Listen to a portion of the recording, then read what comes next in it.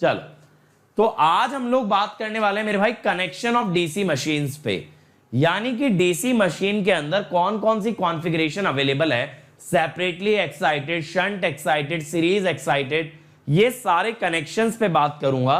तो दो तीन चीजें आज कवर करने वाला हूं। देखो आपके न्यूमेरिकल का ना मेजर पोर्शन में आज कवर कर दूंगा। कैसे? आज हम देख लेंगे ईएमएफ और टॉर्क इक्वेशन, आज हम देख लेंगे डीसी मशीन के कनेक्शन, और आज ही हम देख लेंगे लॉसेस और एफिशिएंसी। तो जहां से मेजॉरिटी ऑफ न्यूमेरिकल आप लोगों के बनते हैं ना, वो चीजें मैं आज आपके इस लेक्चर के अंदर कवर कर देने वाला हूं। And let's make this learning fun, let's make this lecture fun and let's enjoy dear friends. ठीक है, चलो सभी लोग एंजॉय करते हैं, बढ़िया मजा करेंगे इस लेक्चर के अंदर। ठीक है, अब देखो सबसे पहले रिकैप कर लेते हैं मेरे भाई, सबसे पहले रिकैप कर लेते हैं। लास्ट लेक्चर में मैंने आपको एसी डीसी जनरेटर समझाया था, एसी डीसी मोटर भी समझाया था, स्लिप रिंग से क्या होता है, कम्यूटेटर से क्या होता है। फिर कंस्ट्रक्शन में हमने काफी चीजें कर ली थी, योक कवर कर लिया था। ठीक है, field magnet, commutator, brushes, core, winding, armature reaction, ये सारी चीजें कवर कर ली थी। ठीक है, आर्मेचर रिएक्शन में मैंने ये भी बता दिया था आर्मेचर रिएक्शन होता क्या है, क्यों होता है, कैसे इसको कम किया जा सकता है, ये सारी बातें मैं आप लोगों को लास्ट लेक्चर के अंदर बता चुका था। अब देखो आज हम लोग कॉन्सेप्ट शुरू करेंगे ब्रश शिफ्टिंग से। अब हम लोगों ने लास्ट लेक्चर में क्या देखा था, जो मैग्नेटिक न्यूट्रल एक्सिस होती है, जो रिजल्टेंट फ्लक्स के परपेंडिकुलर आती है, वो जीएनए से शिफ्टेड होती है। जीएनए कौन सी एक्सिस होती है? जीएनए मेरे भाई वो एक्सिस होती है जो कि फील्ड फ्लक्स के परपेंडिकुलर है, और जो रिजल्टेंट के परपेंडिकुलर है दैट इज योर एमएनए। और जीएनए एमएनए में मैंने बताया था आपको एक थीटा एंगल का शिफ्ट आ जाता है ड्यू टू आर्मेचर रिएक्शन। फिर मैंने आपको ये बोला था जो कॉइल शॉर्ट सर्किट होती है वो तो जीएनए पे होती है, लेकिन जीएनए में जीरो ईएमएफ नहीं होता। जीरो ईएमएफ कहां होता है? एमएनए पे। तो अगर आपने बिना जीरो ईएमएफ के किसी भी कॉइल को शॉर्ट सर्किट कर दिया तो उसमें बन जाएगी स्पार्किंग। अगर बिना जीरो ईएमएफ के शॉर्टिंग करोगे तो उसमें क्या बनेगी? स्पार्किंग। तो इसीलिए हमने क्या बोला कि ब्रशेस उस कॉइल को क्यों शॉर्ट करें जो जीएनए पे रखी है, क्यों ना ब्रशेस उस कॉइल को शॉर्ट करें जो एमएनए पे रखी है। और यहीं पे आता है ब्रश शिफ्टिंग का कॉन्सेप्ट, कि अगर हम ब्रशेस को ये थीटा एंगल शिफ्ट कर दें, अगर हम ब्रशेस को मेरे भाई यहां से थीटा एंगल शिफ्ट कर दें, ब्रशेस को एमएनए पे ले आए, ठीक है, ब्रशेस को एमएनए पे ले आए, तब हमारे कॉन्सेप्ट में क्या फर्क आएगा, तब ब्रश शिफ्टिंग से कैसे स्पार्किंग इंप्रूव होगी, कैसे मेरे भाई स्पार्किंग इंप्रूव होगी। बात समझ रहे हो? How can we do this? तो अब ध्यान से समझना, जब बेटा आप देखो ब्रशेस को शिफ्ट करते हो ना, आर्मेचर रिएक्शन हमेशा लाई करता है, आर्मेचर का फ्लक्स हमेशा लाई करता है ब्रशेस के अलोंग। एक बात को आप लोग गांठ बांध लेना बहुत बढ़िया से, that armature flux lies along brushes।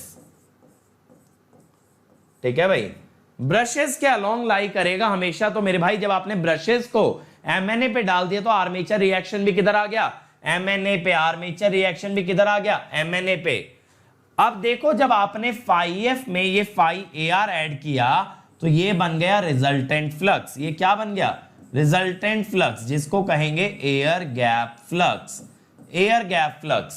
अब ये जो रिजल्टेंट फ्लक्स है मेरे भाई, इसके परपेंडिकुलर अगर देखोगे तो दूसरी एक्सिस आएगी ये वाली।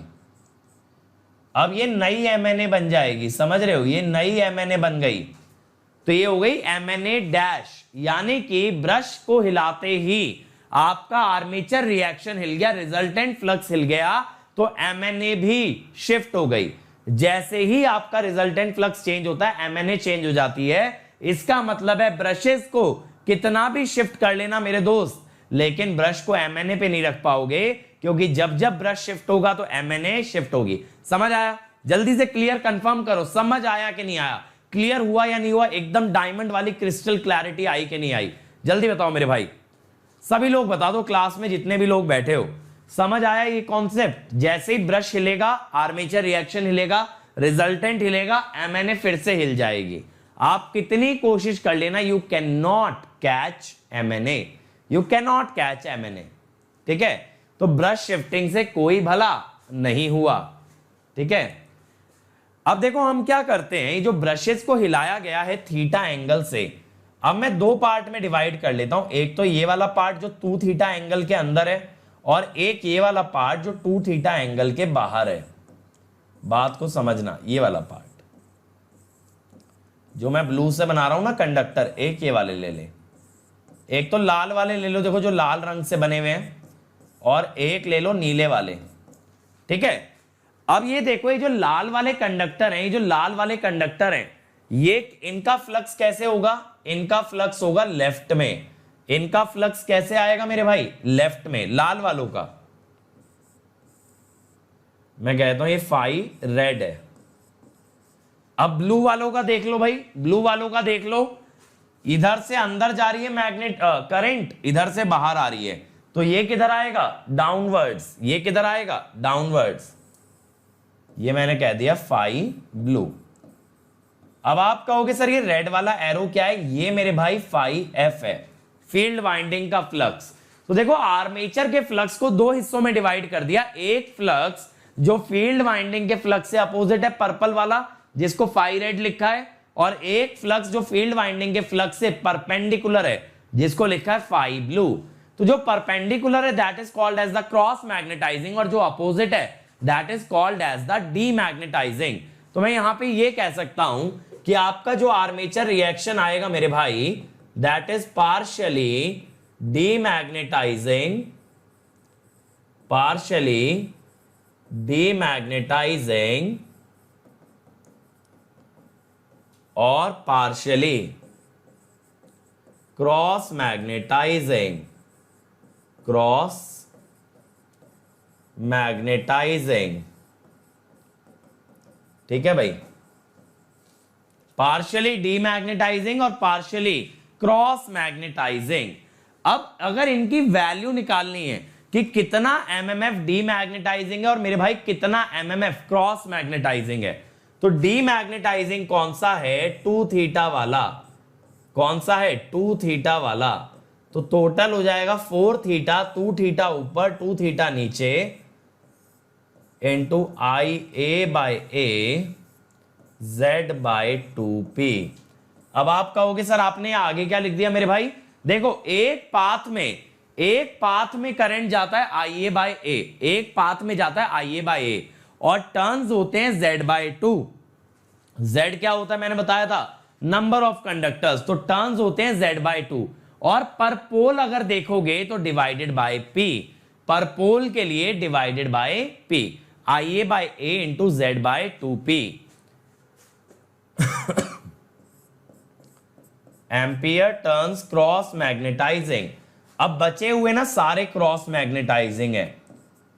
ठीक है, समझ गए, जो बच गए वो सारे क्या हैं सर, वो हैं क्रॉस मैग्नेटाइजिंग।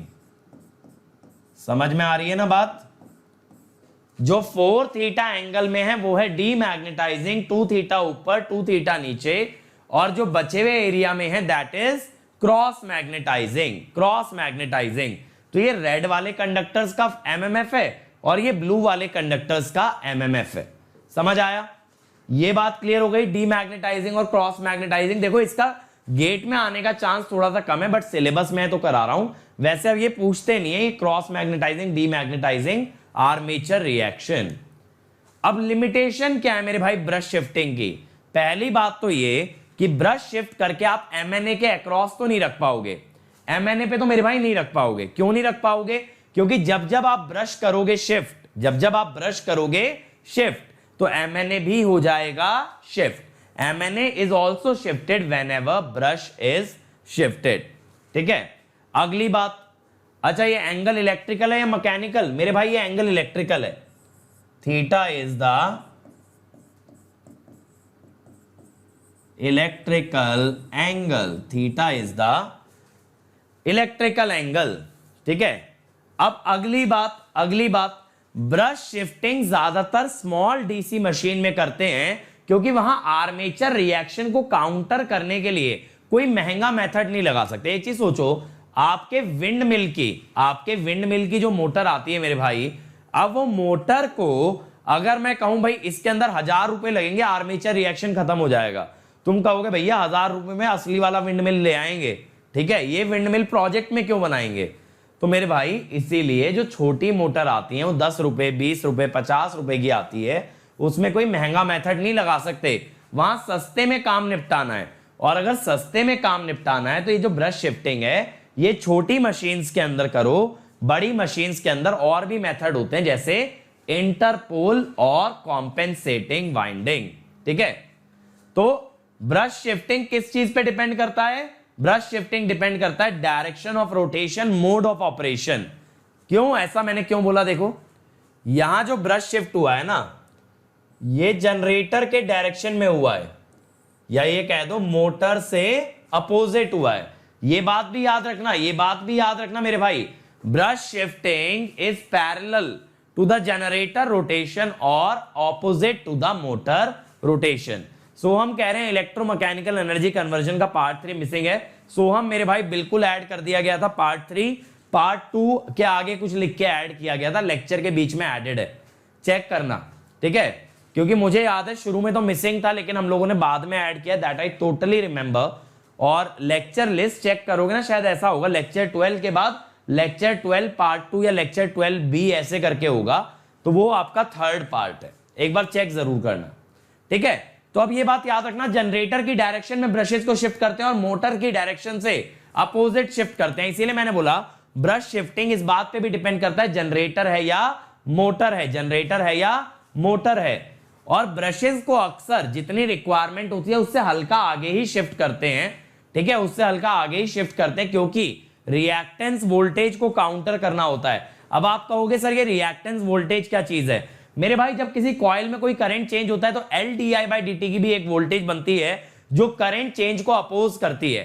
करंट चेंज क्यों होता है? Due to commutation. कम्यूटेशन का क्या मतलब है? जब करंट पॉजिटिव से नेगेटिव आए या नेगेटिव से पॉजिटिव जाए तो इसे कहते हैं कम्यूटेशन। जब कॉइल का करंट बदलता है तो उसमें एक EMF बन जाता है जो उस करंट चेंज को अपोज करता है, and that is called as the reactance voltage. तो उसे काउंटर करने के लिए ब्रशेस को थोड़ा सा आगे शिफ्ट किया जाता है।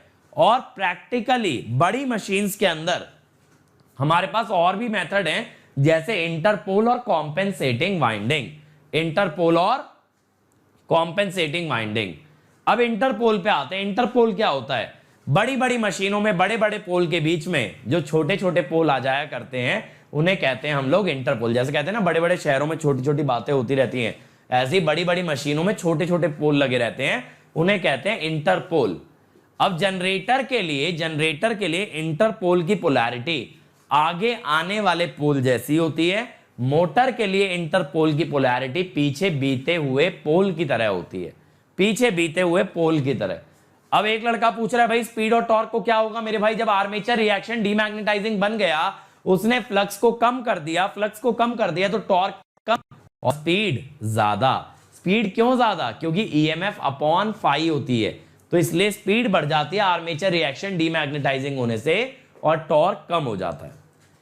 अब मैंने क्या बताया, जनरेटर में हमेशा देखना अगला मेन पोल कौन सा है वही पोलैरिटी होगी इंटरपोल की। मोटर में हमेशा देखना पिछला पोल कौन सा है वही पोलैरिटी होगी इंटरपोल की। अब इंटरपोल का काम है आर्मेचर MMF को कट करना, आर्मेचर MMF को कैंसिल करना। अगर आर्मेचर MMF को कैंसिल करना चाहता है ना मेरे भाई, तो इसको आर्मेचर MMF के बराबर होना पड़ेगा।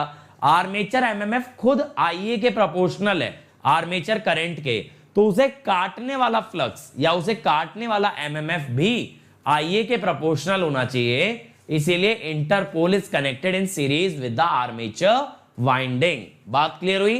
क्योंकि आपको अगर आर्मेचर रिएक्शन को कट करना है तो कट करने वाला फ्लक्स उसके बराबर होना चाहिए, बराबर भी होना चाहिए। और जब आर्मेचर रिएक्शन IA के प्रोपोर्शनल है तो ये भी IA के प्रोपोर्शनल होना चाहिए, that is why connected in series with armature. इनकी शेप टेपर्ड होती है। टेपर्ड शेप का मतलब है इंटरपोल ऐसे होते हैं। अब ऐसा क्यों होता है? क्योंकि हम ये चाहते हैं कि जो आर्मेचर की ये बस उस कॉइल को इंपैक्ट करे जो कॉइल में क्या चल रहा है, कम्यूटेशन, सिर्फ उस कॉइल पे असर करे बाकी कॉइल से इसे मतलब नहीं होना चाहिए। तो इसीलिए इसको ना आगे से नैरो बनाते हैं। आप कहोगे सर फिर पूरा ही नैरो बना देते, पीछे से वाइड क्यों किया? पीछे से वाइड इसलिए किया ताकि इसका इफेक्टिव एरिया बढ़ जाए, वरना जो फ्लक्स डेंसिटी है वो बहुत हाई हो जाएगी और ये सैचुरेट कर जाएगा। समझ रहे हो? अगर एरिया कम होगा तो phi upon area, density is high, density high होगी तो इट विल सैचुरेट। ये होता है हमारा इंटरपोल। अब देखो यहां मैंने दिखाया है इंटरपोल। अगर आप जनरेटर की डायरेक्शन में बात करोगे, यहां पे देखो जनरेटर की डायरेक्शन ऐसे दिखा रखी है, तो जनरेटर की डायरेक्शन में नेक्स्ट पोल देखना, इससे अगला पोल नॉर्थ है ना, इससे अगला पोल नॉर्थ है तो इसको भी नॉर्थ बनाना। ऐसे ही जनरेटर की डायरेक्शन में इससे अगला पोल साउथ है तो साउथ बनाना। तो जिस पोल पे आप पोलैरिटी निकालना चाहते हो उससे अगला मेन पोल देखोगे और उसी के जैसी पोलैरिटी आप लोग एज्यूम करोगे। अब मोटर में उल्टा है, देखो मोटर ऐसे जा रही है, मोटर में आप क्या देखोगे, पीछे जो गया है पोल, मोटर ऐसे जा रही है ना, तो ये वाला पोल पीछे पड़ेगा, पीछे वाले पोल जैसी पोलैरिटी है। पोलैरिटी सेम ही है जनरेटर मोटर में, बट डायरेक्शन पलट जाने से आगे और पीछे वाला पोल रिवर्स हो गए। जो पोल पहले आगे था अब वो पीछे हो गया, जो पीछे था वो आगे हो गया। तो जनरेटर में अगला पोल देखते हैं, मोटर में पिछला पोल देखते हैं। ये बात क्लियर हुई? अब देखो यहां पे क्या होता है, ये मैंने इंटरपोल लगा दिए, इंटरपोल लगा दिए मेरे भाई, ये नॉर्थ होगा। अब इंटरपोल लगा देने से देखो इंटरपोल की मैग्नेटिक फील्ड बस इंटरपोल के नीचे तक ही रिस्ट्रिक्टेड है, ज्यादा एरिया में नहीं फैल रही है। क्योंकि मैंने बताया ना आगे से इनकी चोंच निकली होती है, आगे से बहुत नैरो होते हैं ताकि ये सिर्फ उस कॉइल को इंपैक्ट करे जिसमें कम्यूटेशन चल रहा है। अब इन्होंने देखो क्या किया, जो फ्लक्स डेंसिटी की हमने लास्ट लेक्चर में वेवफॉर्म देखी थी उसको बस थोड़ा सा चेंज कर दिया। देखो यहां से उठा दिया, यहां से नीचे गिरा दिया और यहां से भी उठा दिया। ज्यादा कोई शेप में चेंज नहीं आया, जहां जहां इंटरपोल है वहां वहां बस आपकी फ्लक्स डेंसिटी बदल गई है, सिर्फ मात्र इतना चेंज आया है। ये बात क्लियर हुई? ग्राफ वही है, लास्ट लेक्चर वाला ग्राफ है एग्जैक्टली जो डिस्टॉर्टेड आया था। ये डिस्टॉर्टेड आया था ड्यू टू आर्मेचर रिएक्शन, अभी भी एज इट इज वही ग्राफ है। अब देखो इसके बाद हम आते हैं कॉम्पेंसेटिंग वाइंडिंग पे। आपने देखा इंटरपोल बस इंटरपोल के नीचे ही आर्मेचर रिएक्शन पे इंपैक्ट करता है, लेकिन उस आर्मेचर रिएक्शन का क्या जो पोल के नीचे लाई कर रहा है। आर्मेचर रिएक्शन तो चारों तरफ फैला हुआ है मेरे भाई, आर्मेचर रिएक्शन जगह जगह वाइंडिंग वाइंडिंग में फैला है। तो आपने वो तो आर्मेचर रिएक्शन कैंसिल कर दिया जो पोल्स के बीच में था, लेकिन उस आर्मेचर रिएक्शन का क्या होगा जो पोल के एग्जैक्टली नीचे था। उस आर्मेचर रिएक्शन को काटने के लिए आती है compensating winding.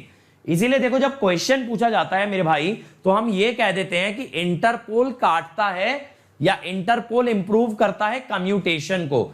Interpole improves commutation, लेकिन compensating winding cancels armature reaction, cancels armature reaction.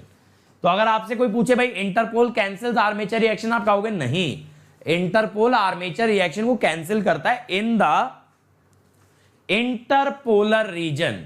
ठीक है, पूरे आर्मेचर रिएक्शन को नहीं काटता, सिर्फ किसको काटेगा, the armature reaction in the interpolar reason.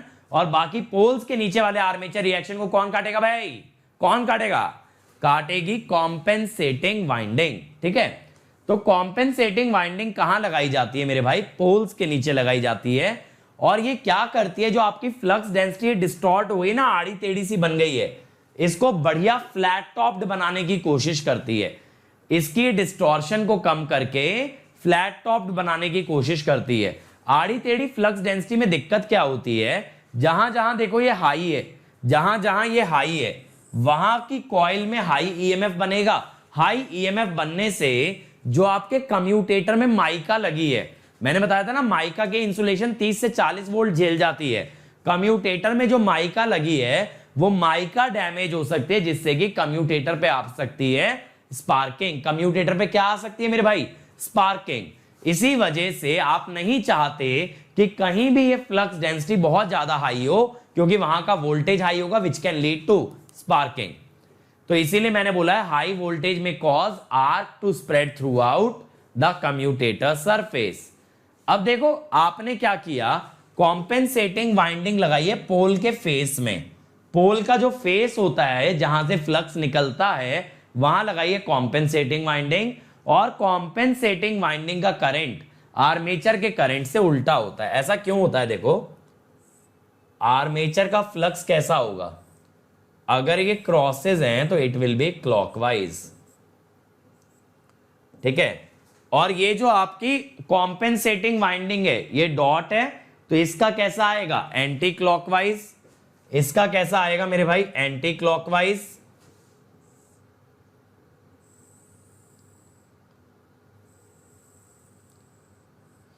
ठीक है, ये बन गया ना। अब ये देखो एजेस पे ये काट रहा है, ये दोनों एजेस पे कट कर रहे हैं ना एक दूसरे को। आपने क्योंकि पढ़ा था मेरे भाई लास्ट लेक्चर में, आर्मेचर रिएक्शन का मैक्सिमम इफेक्ट पोल के एज पे दिखता है, एक एज पे स्ट्रेंथनिंग दिखता है और एक एज पे वीकनिंग। जब मैंने आपको लीडिंग और ट्रेलिंग पोल टिप बताया था, तो कॉम्पेंसेटिंग वाइंडिंग एजेस पे कट कर देगी आर्मेचर रिएक्शन को, और अगर ऐसा हुआ तो आपकी डिस्टॉर्शन हो जाएगी कम, डिस्टॉर्शन हो जाएगी कम, ठीक है। और देखो इंटरपोल और कॉम्पेंसेटिंग वाइंडिंग दोनों आर्मेचर के सीरीज में लगते हैं, क्योंकि दोनों आर्मेचर रिएक्शन को काटना चाहते हैं। अगर ये दोनों आर्मेचर रिएक्शन को काटना चाहते हैं मेरे भाई, तो इनको सीरीज में लगना पड़ेगा, क्योंकि इनका फ्लक्स भी आर्मेचर करंट के प्रोपोर्शनल आना चाहिए। इनका फ्लक्स भी आर्मेचर करंट के प्रोपोर्शनल आना चाहिए, ठीक है। ये बात क्लियर हो गई, क्या कह रहे हो प्लीज, जो आपने यूआरएल बताया था पिन करा दो। वशिष्ठ कौन सा यूआरएल, यूट्यूब वाला? यूट्यूब वाला तो ये है मेरे भाई, bit.ly, और कैप्स में ही डालना इसे, ठीक है, कैप्स में ही डालना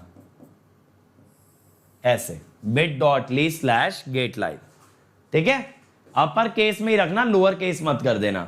ये समझ आया? तो यहां खत्म हो जाता है मेरे भाई हमारा कंस्ट्रक्शन वाला पार्ट। हमने सारी चीजें समझ ली हैं, compensating winding, interpole, armature reaction, everything हम लोगों ने कवर कर लिया है, ठीक है। अब देखो कॉम्पेंसेटिंग वाइंडिंग से आपकी वेवफॉर्म में क्या फर्क पड़ेगा। वेवफॉर्म में देखो कॉम्पेंसेटिंग वाइंडिंग लगेगी पोल्स के अंदर, यहां पे, ठीक है, ये ऐसे पोल्स के अंदर आएगी। और ये जो ग्रीन वाली वेवफॉर्म दिख रही है ना, ये वाली, इसको मैं डिफरेंट कलर में कर देता हूं आपके लिए, पर्पल कर दे रहा हूं। तो ये जो है ना, ये कॉम्पेंसेटिंग वाइंडिंग का एमएमएफ है। अब मैं इसमें डिटेल में नहीं जा रहा कि इसकी शेप ऐसी क्यों है, ठीक है। उसके लिए कॉम्प्रिहेंसिव लेक्चर्स देख लेना कि इसकी शेप ऐसी ही क्यों बनती है। तो ये कॉम्पेंसेटिंग वाइंडिंग का एमएमएफ हो गया, ठीक है।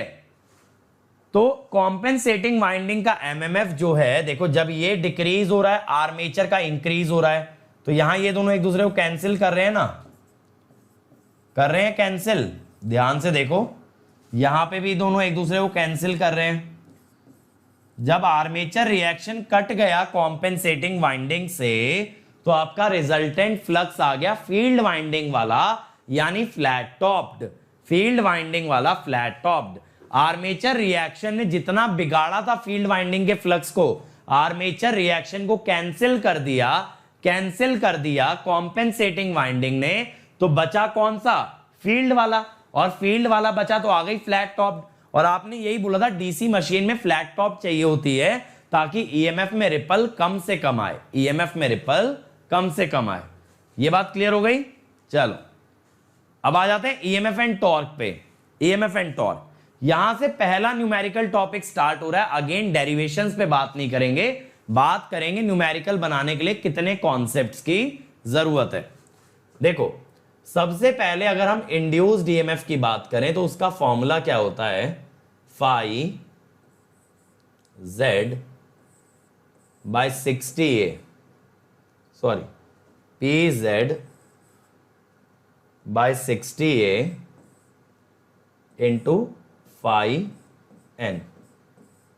अब यहां पे क्या क्या टर्म है देखो, P होता है नंबर ऑफ पोल्स, ध्यान से समझते चलना। फिर यहां पे Z होता है नंबर ऑफ कंडक्टर्स, ठीक है। फिर A होता है नंबर ऑफ पैरेलल पाथ,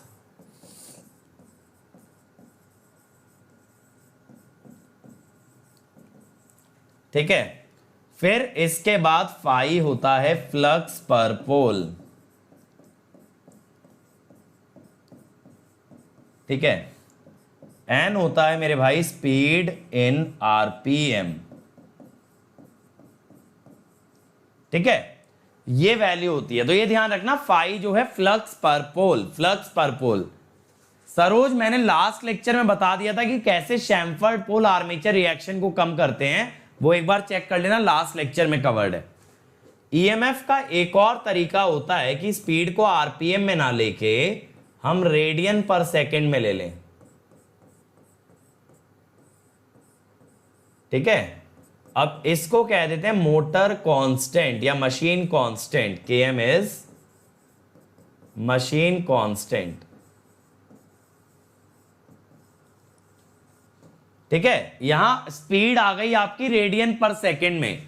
अब देखो टॉर्क क्या होता है, टॉर्क इस तरह से लिख देते हैं केएम फाई आई ए, यानी बस ओमेगा की जगह आई ए आ जाता है। तो स्पीड अगर रेडियन पर सेकंड में लोगे तो ईएमएफ और टॉर्क का कांस्टेंट सेम आएगा, ईएमएफ और टॉर्क का कांस्टेंट सेम आएगा। ये कांस्टेंट क्या होगा, पी जेड बाय 2 पाई ए, ये कांस्टेंट होगा, समझ आया। और दोनों में चाहे तो ईएमएफ हो चाहे तो टॉर्क हो, दोनों का कांस्टेंट सेम होना चाहिए। तो ये आपको इक्वेशंस याद रहनी चाहिए मेरे भाई, तभी आप लोग डीसी मशीन के न्यूमेरिकल स्टार्ट कर सकते हो। ये इक्वेशंस क्लियर है सबको? Shall we start the question, जल्दी बताओ, क्वेश्चन स्टार्ट कर ले। सब लोग रेडी हैं? सब लोग रेडी हैं या नहीं है, जल्दी बताओ। Shall we start the question? Shall we start the question guys? चलो फिर शुरू किया जाए। फर्स्ट क्वेश्चन जल्दी से बना दो मेरे भाई, जल्दी से बना दो, देखें कौन बना पाता है क्वेश्चन को। Let's see. देखो यहां पे हमारे जूजू भाई साहब तो लग गए हैं क्वेश्चन बनाने, पूरी तरीके से घूर रहे हैं एकदम क्वेश्चन को। आप लोग बना पाते हो या नहीं, आपके ऊपर है। देखें आप लोगों में से कौन बना पाएगा। सिंपल सा क्वेश्चन है, ampere turns per pole of the field excitation required for a single gap of a 2 pole DC generator, ठीक है। आपको पैरामीटर दे दिए और फील्ड वाइंडिंग का एम्पियर टर्न्स या एमएमएफ पूछा है। बनाओ भाई, जल्दी से बनाओ सब लोग।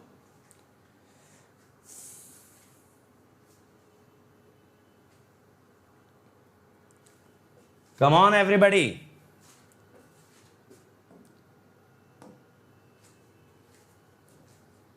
क्या क्या पैरामीटर गिवन है? 200 volt at no load at 2000 RPM, फिर armature length 32 centimetre, gap length यानी एयर गैप 0.8, पोल आर्क 32, ठीक है, और armature conductor 200, armature conductor 200। Try करो।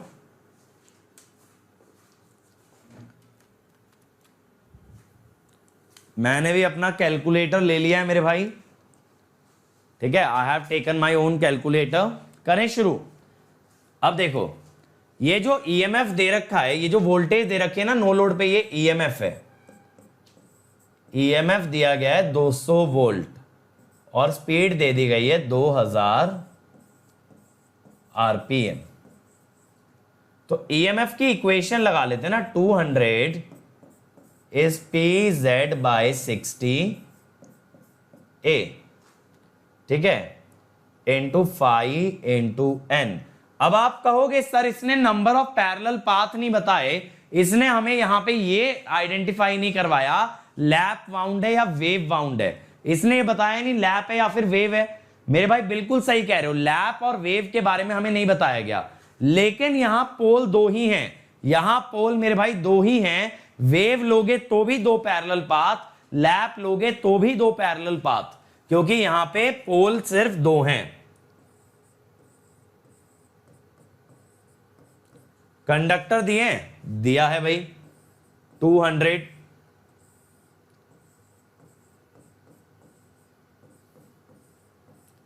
स्पीड कितनी दी है 2000 आरपीएम,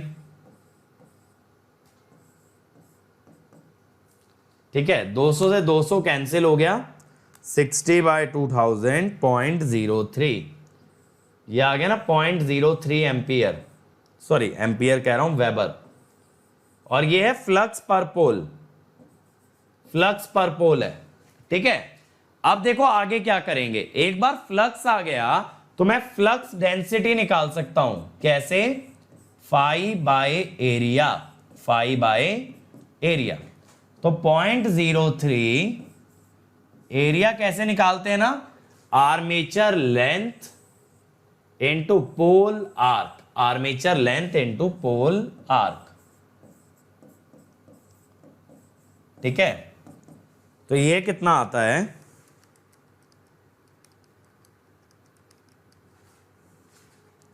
0.292968, ठीक है, बढ़िया, हमने काफी डेसिमल तक निकाल दिया। अब आप कहोगे सर चाहिए तो एमएमएफ, आप बी में क्यों गए, देखो मैं बताता हूं मैं बी में क्यों गया, या फिर ना आप पता है यहां से भी निकाल सकते हो, फ्लक्स आ गया ना, फ्लक्स एमएमएफ बाय रिलक्टेंस होता है, देखो ऐसे भी कर सकते हो फाई, एक और तरीका है जो आपको ज्यादा समझ आएगा, चलो ऐसे कर लेते हैं, एमएमएफ बाय रिलक्टेंस। अब रिलक्टेंस कितनी होगी, रिलक्टेंस कितनी होगी, जी बाय म्यू नॉट ए, जी क्या है, एयर गैप है, एयर गैप कितना दिया है 0.8 सेंटीमीटर, यानी 0.008 मीटर,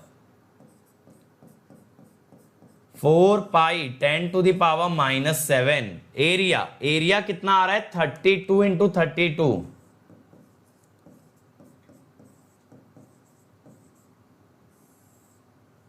ठीक है।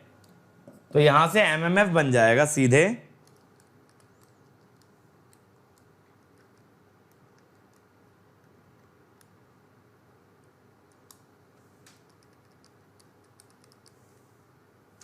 1865 एम्पियर टर्न्स। लो ये बन गया, ठीक है, ये बन गया। अब डाउट है सुब्रादीप का, डीसी मशीन में एवरेज फ्लक्स डेंसिटी यूज करते हैं। सुब्रादीप देखो क्या होता है, फ्लक्स ना ऐसे होता है, फ्लक्स ऐसे होता है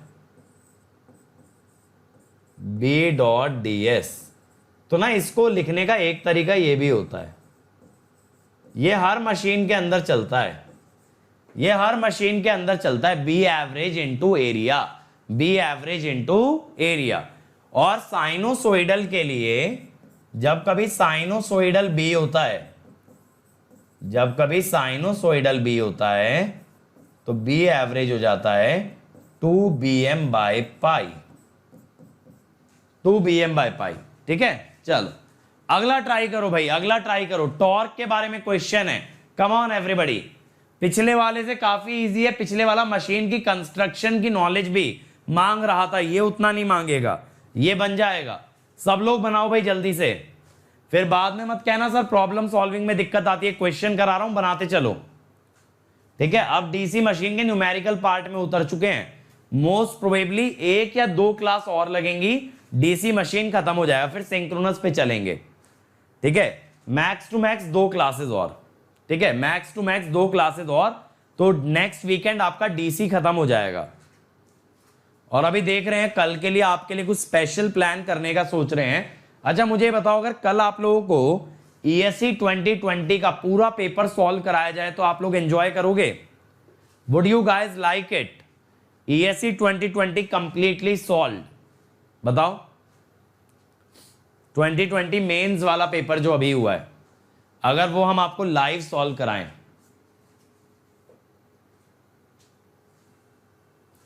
अभी पहले हमने सिंक्रोनस मशीन, सिर्फ सिंक्रोनस मशीन डाला था, मशीन कंप्लीट नहीं डाला था, बट बाद में जब हमने मशीन कंप्लीट डाला तो उसमें सिंक्रोनस के लेक्चर्स लेंदी करके, यानी कि सिंक्रोनस के लेक्चर्स को टॉपिक में तोड़ा नहीं गया।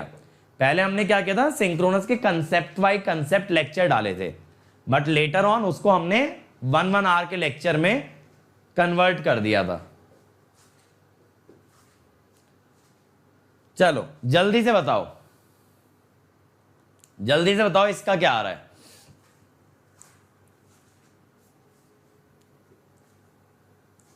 अरे मेरे भाई ESC 2020 मेंस का भी लगाओगे तो कॉन्सेप्ट तो सेम आएंगे, गेट वाले ही, प्रैक्टिस ही तो होगी एक तरीके से। जब आप क्वेश्चन देखोगे साथ में लगाओगे तो आप ये सोच रहे हो एक दिन में कितने न्यूमेरिकल प्रैक्टिस हो जाएंगे। दिमाग लगाया करो थोड़ा सा। न्यूमेरिकल तो न्यूमेरिकल ही है ना, चाहे ES का हो चाहे गेट का हो, हमें न्यूमेरिकल प्रैक्टिस बढ़ानी है। चलो देखें, a 12 pole separately excited DC generator has a wave wound armature containing 144 slots. देखो DC मशीन में ना डेटा लिखते चला करो। पैरेलल पार्ट 2 हो गए, पोल हो गए 12। एज्यूमिंग डबल लेयर वाइंडिंग, ठीक है, double layer winding, sorry Z नहीं है, स्लॉट्स है। डबल लेयर वाइंडिंग का मतलब है कॉइल और स्लॉट बराबर होते हैं 144। Number of turns 144 per coil, sorry 10 turns per coil, तो 1440 टर्न्स हो गए। Where resistance of each turn is 0.011, resistance of each turn is 0.011। Flux per pole is 0.05 weber, 0.05 weber, and machine rotates at 2000 RPM. Machine rotates at 2000 RPM. Find the developed torque if 1 kilo ohm, ठीक है, if 1 kilo ohm resistor is connected at the terminals of generator, at the terminals of generator, ठीक है।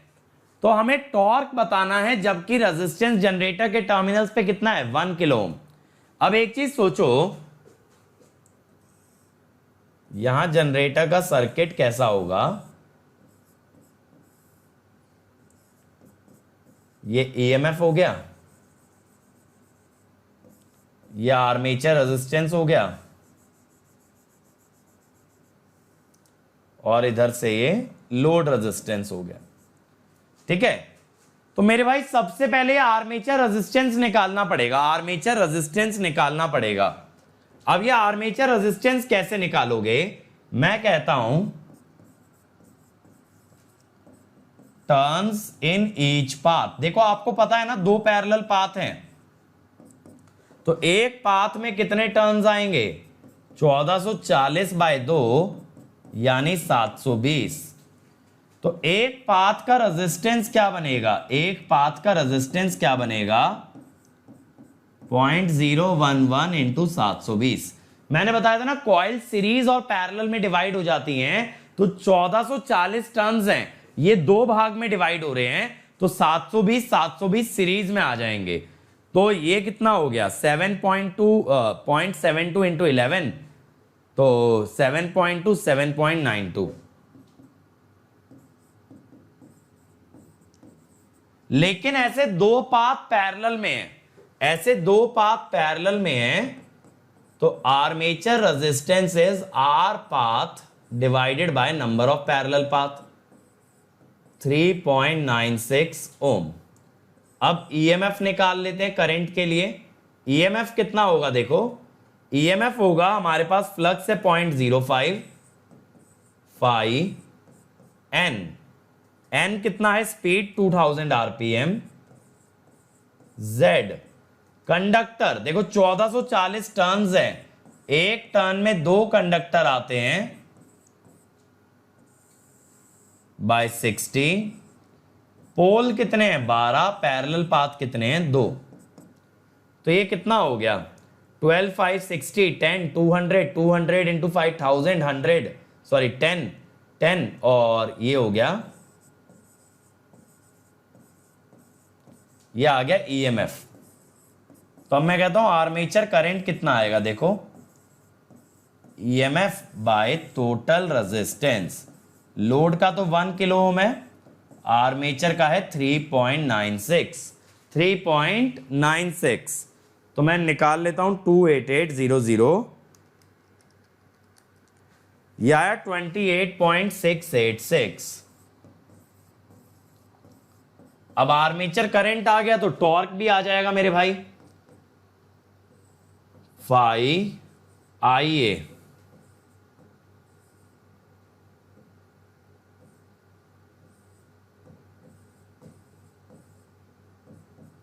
Z Z है 2880 by 2 pi into P by A. ठीक है,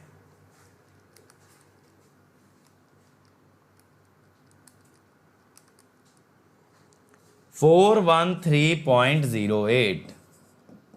ये बताओ यही आ रहा है, यही आ रहा है सब लोगों का 413.08। ठीक है, तो ये बन गया हमारा टॉर्क। तो मेरे को ये पता है पहले ही कि टॉर्क निकालने के लिए आर्मेचर करंट की जरूरत पड़ेगी, तो इसीलिए मैंने सर्किट बनाया, आर्मेचर करंट निकाला, फिर टॉर्क का फॉर्मूला फिट कर दिया।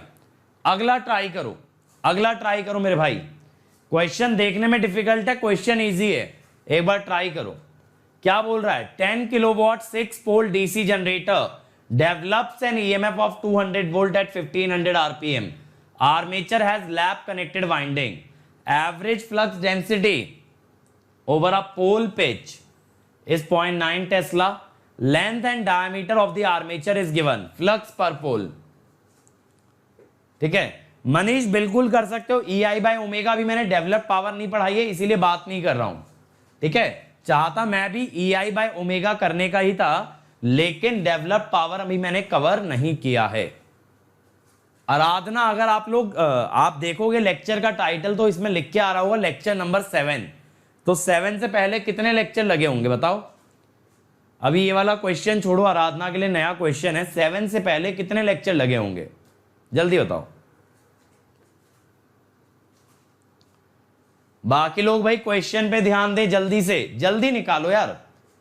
अभी एक ये वाला कॉन्सेप्ट मैंने अभी बताया, किसी ने अभी मुझसे पूछा था कि सर एवरेज फ्लक्स डेंसिटी का यूज करते हैं क्या, तो मैंने आपको बताया भी था कि फ्लक्स पर पोल कैसे आता है। Average flux density into area per pole, average flux density into area per pole. तो जल्दी से बना दो, कम ऑन एवरीबॉडी, बनाओ मेरे भाई।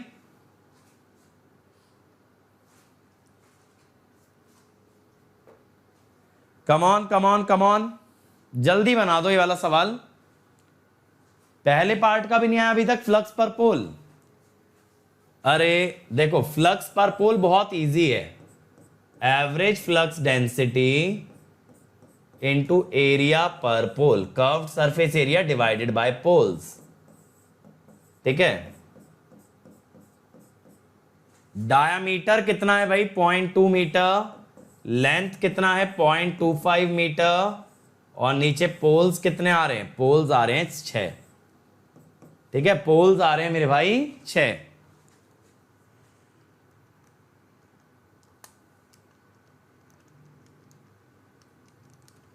आप लोग सोच रहे होगे पाई डीएल क्या होता है, 2 पाई आर एच ही है, 0.02356। ठीक है, 2 पाई आर एल है curve surface area, 2 pi R में 2 आर को हमने डी कह दिया है। Number of active conductors in the armature Z पूछ रहा है, जेड कितना है।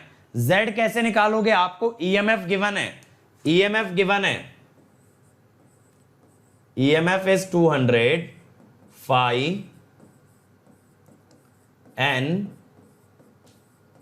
जेड बाय 60 इंटू पोल है 6 और ये है लैप कनेक्टेड।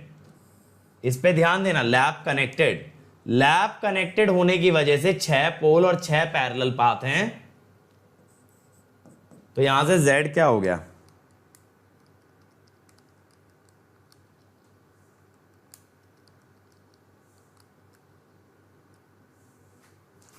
$339.56, 340 बोल देते हैं। ठीक है, 340 बोल देते हैं। Torque developed when the armature supplies 50 ampere.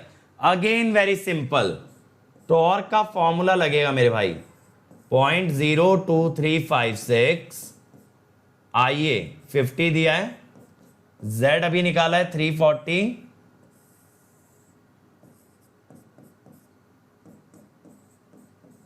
Into P by A।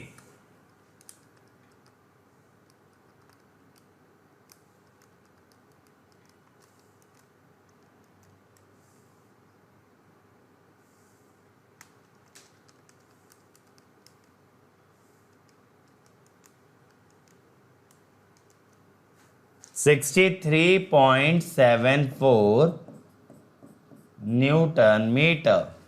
ठीक है, 63.74 न्यूटन मीटर। पिछले वाले में 2880 आएगा, देख लेते हैं, हो सकता है कि मुझसे गलती हो रही हो। 2000/60 मैंने ऐसे हिसाब लगाया था, 12 5 60 10 200 200,000 तो 10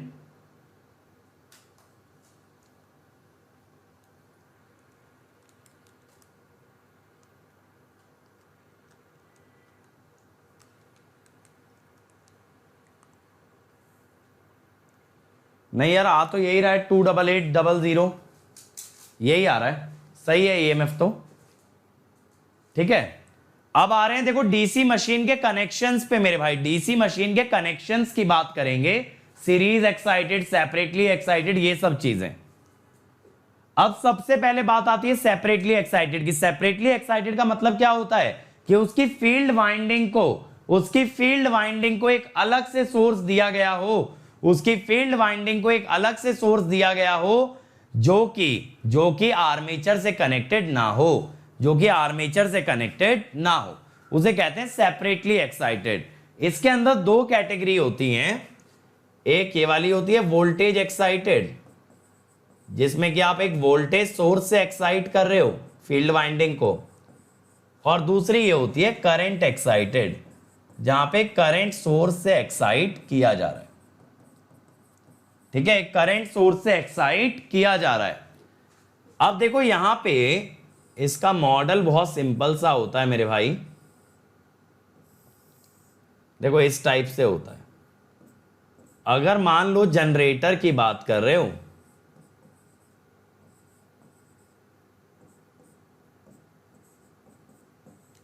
अगर देखो जनरेटर की बात कर रहे हो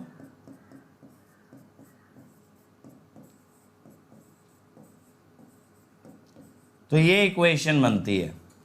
VBD क्या होता है? ब्रश ड्रॉप, जिसको आप 2 वोल्ट लेके चलते हो। ठीक है, तो ये इक्वेशन हो जाती है जनरेटर के लिए। आपको अपनी एफिशिएंसी इतनी करनी है ना इन सर्किट्स में कि बिना सर्किट ड्रॉ किए आप ये इक्वेशन लिखना स्टार्ट कर दो। और मोटर के लिए यही इक्वेशन क्या होती है? EA plus IARA plus VBD। ये किसके लिए होती है मेरे भाई? ये होती है मोटर के लिए। ठीक है, this is for the case of motor. फिर आते हैं शंट एक्साइटेड। शंट में क्या होता है? Field winding is in parallel to armature winding. Field winding parallel to armature winding.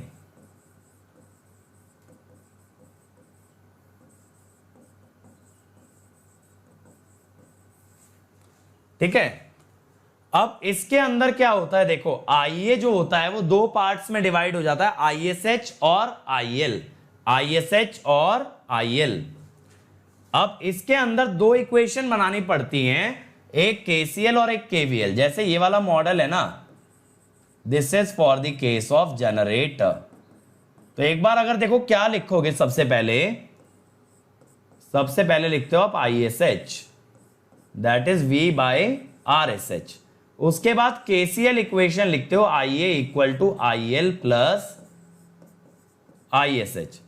उसके बाद KVL आता है V equal to EA minus IARA minus VBD। EA minus IARA minus VBD। अब इसके अलावा यहां पे भी देखो ISH तो सेम आता है V/RSH, लेकिन अब की बार IA जो होता है ना वो एंटरिंग करंट है, तो KCL बदल जाता है मेरे भाई। KCL क्या हो जाता है? IL minus ISH। और अब की बार आप अगर वोल्टेज लिखोगे तो EMF plus IARA plus VBD। ये जो ड्रॉप होते हैं ना, ये सब्ट्रैक्ट होने की जगह ऐड हो जाते हैं। मोटर के केस में, जनरेटर के केस में सब्ट्रैक्ट होते हैं। अब सीरीज एक्साइटेड में क्या है? Field winding in series with armature। अब देखो यहां कोई केसीएल की जरूरत नहीं पड़ती, यहां बस बनती है केवीएल की इक्वेशन। कैसे? V इक्वल टू ई ए। अब की बार जब ड्रॉप लोगे ना तो वो दोनों में लोगे, आर ए भी लोगे और आर एस ई भी लोगे और वी बी डी। जैसा मैंने यहां बताया मोटर के केस में क्या होता है, इक्वेशन उल्टी हो जाती है। यह आई एल और आई ए ना एक ही चीज है, ठीक है। यहां इक्वेशन उल्टी हो जाती है, V equal to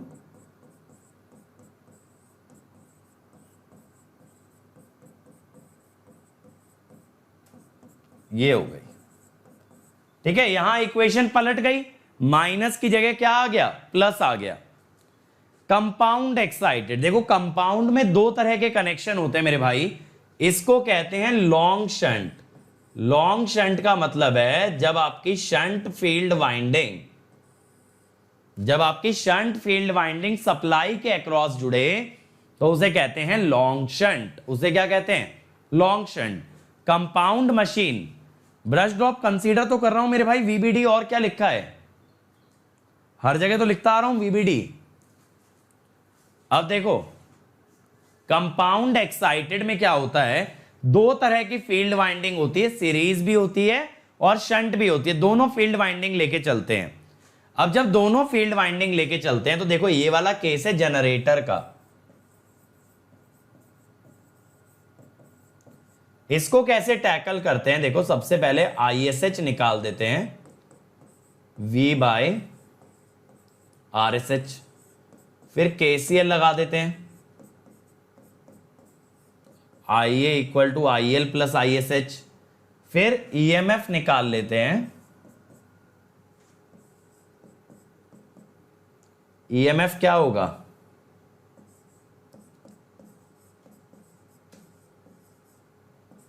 series winding भी लगी है ना,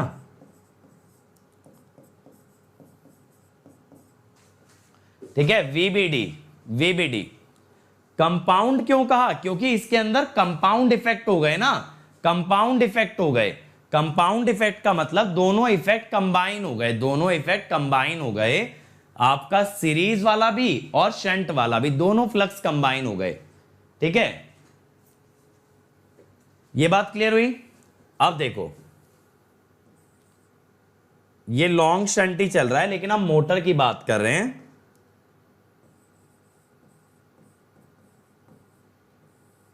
अब मोटर में आप क्या लिखोगे, ISH तो पहले की तरह आ जाएगा। ये सर्किट ना तुम्हारे माइंड में छपे रहने चाहिए मेरे भाई, सारे सर्किट माइंड में छपे होने चाहिए, सर्किट देखना ना पड़े लाइफ के अंदर कभी। अब इसके अंदर EMF की इक्वेशन, मोटर जनरेटर में बस फर्क ये आता है कि आपको वोल्टेज ड्रॉप सब्ट्रैक्ट और ऐड करने पड़ते हैं, ठीक है। ये बात क्लियर हो गई। चलो अब आ जाते हैं इस पे शॉर्ट शंट पे। अब देखो शॉर्ट शंट में क्या हुआ कि शंट वाइंडिंग थोड़ी छोटी रह गई, दिख रहा है ना, शंट वाइंडिंग थोड़ी छोटी रह गई, ये सप्लाई के अक्रॉस कनेक्ट नहीं हुई, ये किसके अक्रॉस कनेक्ट हुई, आर्मेचर के। अब यहां पे क्या करना पड़ता है, यहां पे ना ये वोल्टेज पहले अलग से निकालनी पड़ती है, VA। ये कैसे निकलती है, देखो जैसे ये जनरेटर का केस है तो VA ना पहले निकालोगे, कैसे निकालोगे आप, V प्लस IL RSC, ठीक है, इसका ड्रॉप आ गया। अब आप निकालोगे ISH, ये है VA by RSH, VA by RSH। अब इसके बाद निकलेगा IA, that is IL plus ISH। अब निकलेगा EMF, देखो यहां मेहनत बढ़ गई ना, यहां मेहनत बढ़ गई थोड़ी सी, यहां ना शंट वाइंडिंग का करंट डायरेक्टली नहीं आता, यहां पहले आपको आर्मेचर का वोल्टेज निकालना पड़ता है, समझ आया। और देखो ये वाली मशीन है मोटर, इसमें भी काम वही होना है, बस क्या है कि ड्रॉप उल्टे हो जाएंगे। तो ये जो VA है ना, ये होगा V माइनस IL RSE, ठीक है, ये VA हो गया। फिर ISH क्या होगा, VA बाय RSH, ये ISH हो गया। अब ISH आने के बाद क्या होगा, IA IL माइनस ISH, ठीक है, IA हो गया। अब इसके बाद EMF हो गया VA, सॉरी यहां माइनस करना पड़ेगा ना, EMF छोटा आएगा मोटर के अंदर, मोटर के अंदर EMF छोटा आएगा तो माइनस करो, खत्म, ठीक है। सारे ड्रॉप उल्टे हो जाते हैं जनरेटर मोटर के, ये समझ आया बिल्कुल बढ़िया तरीके से। ये सर्किट की फोटो खींच के रख लो माइंड के अंदर, मोबाइल के अंदर नहीं, माइंड के अंदर। मोबाइल तो लेके जा नहीं पाओगे, बट अगर ये फोटो छपी हुई है ना, तो KCL KVL का खेल है और कुछ भी नहीं है। अब देखो कंपाउंड मशीन के अंदर एक और कैटेगराइजेशन होता है, क्यूमुलेटिव और डिफरेंशियल। क्यूमुलेटिव क्या होता है, क्यूमुलेटिव का मतलब होता है कि total flux is sum of shunt and series flux, ठीक है। अंशिका अगर समझ नहीं आया तो एक बार वापस जाओ, पीछे करो वीडियो और दोबारा देखो, ठीक है। मैं वही चीज रिपीट करूं, तुम्हारे पास टेक्नोलॉजी है, तुम मुझे रिपीट करवा सकते हो, जस्ट वीडियो पीछे सरकानी है, ऐसा ही लगेगा मैं दोबारा पढ़ा रहा हूं, ठीक है। तो क्यूमुलेटिव का मतलब ये होता है दोनों वाइंडिंग इस तरह से वाउंड की गई हैं कि उनका फ्लक्स सेम डायरेक्शन में आ रहा है। अगर दो वाइंडिंग्स का फ्लक्स सेम डायरेक्शन में आ रहा है तो ऑटोमेटिकली दोनों का फ्लक्स ऐड हो जाएगा, ठीक है। डिफरेंशियल कंपाउंड, इसमें क्या होता है, दोनों वाइंडिंग का फ्लक्स अपोजिट होता है, opposite, phi SH minus phi SE। तो यहां दोनों वाइंडिंग का फ्लक्स जब अपोजिट होता है दैट इज डिफरेंशियली कंपाउंड। अब ये क्यूमुलेटिव कंपाउंड में सर ये तीन कैटेगरी क्या हैं, लेवल, ओवर और अंडर। देखो लेवल कंपाउंड ये होती है जहां फुल लोड वोल्टेज और नो लोड बराबर आ जाए। ओवर कंपाउंड होती है जहां फुल लोड नो लोड से भी ज्यादा आ जाए, और अंडर कंपाउंड जहां फुल लोड नो लोड से कम आए। देखो आप एक चीज समझो, जब आप मशीन पे लोड बढ़ाओगे उसका करंट बढ़ेगा, उसका ड्रॉप बढ़ेगा, तो उसकी वोल्टेज घटेगी। बात समझ रहे हो, लोड बढ़ाने से करंट बढ़ेगा, ड्रॉप बढ़ेगा, वोल्टेज घटेगी। लेकिन यहां वोल्टेज बढ़ गई ओवर कंपाउंड में, ऐसा इसलिए क्योंकि जो सीरीज वाली वाइंडिंग है, ध्यान से समझना, जब करंट बढ़ेगा तो सीरीज वाली वाइंडिंग का फ्लक्स बढ़ेगा, फ्लक्स बढ़ेगा तो EMF बढ़ेगा, तो वोल्टेज भी क्या हो गई, इंक्रीज। तो सीरीज वाइंडिंग करंट के साथ साथ वोल्टेज बढ़ाने की कोशिश कर रही है और ड्रॉप वोल्टेज गिराने की कोशिश कर रहा है। तो सीरीज वाइंडिंग अगर डोमिनेट कर गई तो वोल्टेज बढ़ जाएगी, लोड का ड्रॉप अगर डोमिनेट कर गया तो वोल्टेज घट जाएगी। तो एक तो आपके पास ड्रॉप है जो RA के अक्रॉस होता है, आर्मेचर रिएक्शन की वजह से होता है, और एक है आपके पास इंक्रीमेंट सीरीज वाइंडिंग की वजह से।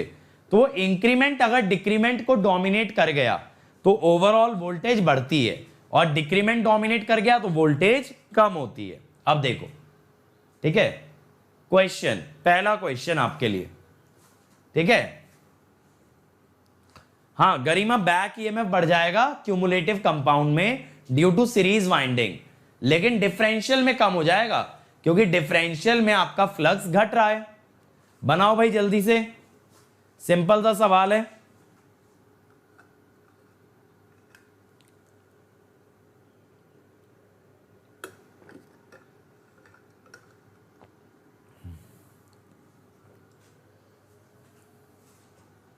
क्या आ रहा है भाई, कम ऑन एवरीबॉडी। एक जनरेटर क्यूमुलेटिव मोड में चल रहा था, जनरेटेड EMF था 220, सीरीज वाइंडिंग हटा दी। अब देखो टोटल फ्लक्स था क्यूमुलेटिव में phi SH plus phi SE, ये चल रहा था क्यूमुलेटिव में। अब now if series winding shorted, अगर सीरीज वाइंडिंग शॉर्ट कर दी गई है तो फाई एसई तो अचानक से 0 हो गया, तो फाई क्या हुआ, फाई डिक्रीज हो गया। फाई अगर डिक्रीज हो गया तो ईएमएफ रिड्यूसेस। ठीक है, तो आंसर क्या आ गया, C, EMF will decrease, EMF will decrease. ठीक है, ये बात क्लियर हुई। चलो अगला ट्राई करो। अगर ये डिफरेंशियल मोड में होती, सेम क्वेश्चन, लेकिन अगर ये मशीन डिफरेंशियल कंपाउंड होती तब क्या होता। सेम क्वेश्चन में अगर ये डिफरेंशियली कंपाउंड होती तब क्या होता, जल्दी निकालो, कम on everybody.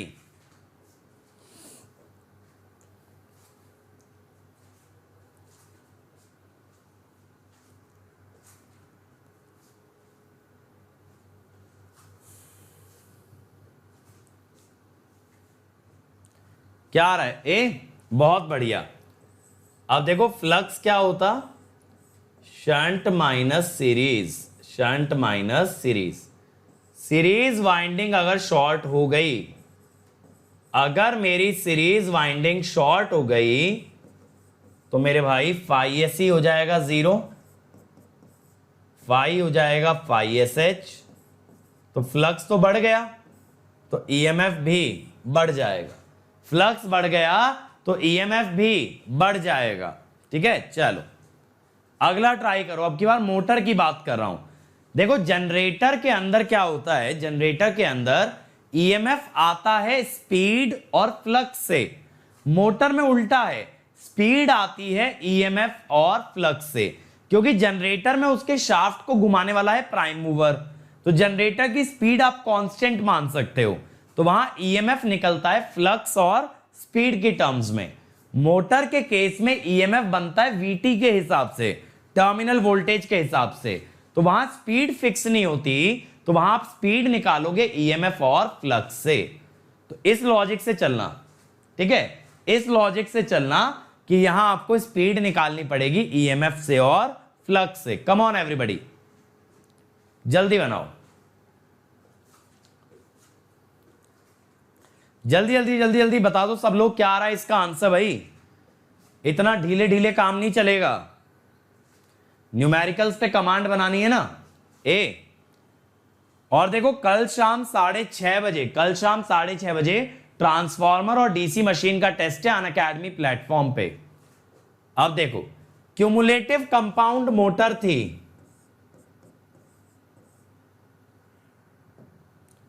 Cumulative compound motor थी, अगर सीरीज वाइंडिंग शॉर्ट होगी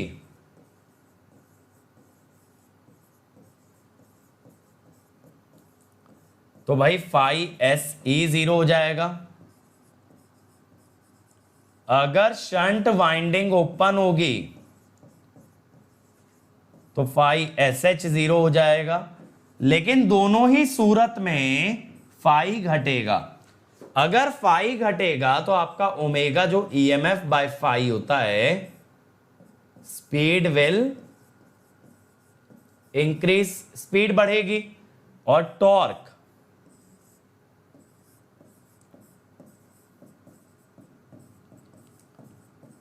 घटेगा। तो बहुत बढ़िया, जिस किसी ने भी ए आंसर दिया है बहुत ही बढ़िया, बहुत ही बढ़िया। ठीक है, चलो अगला ट्राई करो। अब न्यूमेरिकल पे आ गए, अब न्यूमेरिकल पे आ गए, बनाओ भाई जल्दी बनाओ। न्यूमेरिकल पे आ गए हम लोग। 4 पोल कंपाउंड जनरेटर है series shunt and armature resistance. The generator delivers, हमें फ्लक्स निकालना है 2 कनेक्शन में, लॉन्ग शंट और शॉर्ट शंट, दोनों कनेक्शन में फ्लक्स चाहिए। अब बनाओ। अब यहां आपका ना सर्किट काम आएगा, जो मैंने बोला ना आपको सर्किट बहुत अच्छे से याद होना चाहिए, वो अब यहां पे काफी काम आएगा आपको। बनाओ।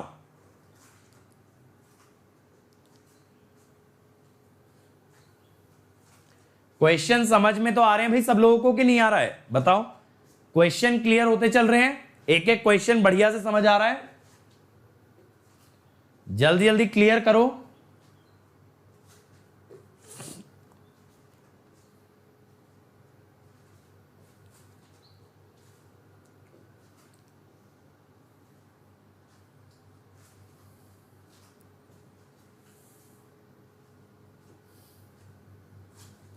कम ऑन एवरीबॉडी, जल्दी बना दो मेरे भाई।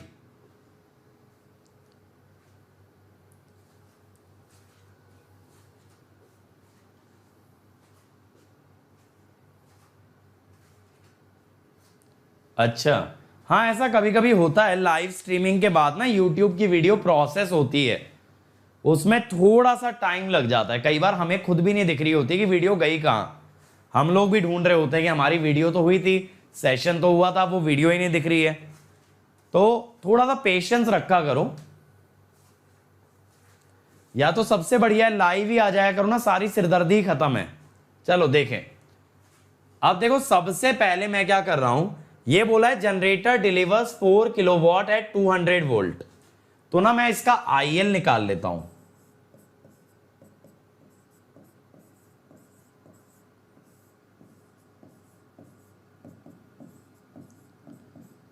ये निकाल दिया 20 एम्पियर।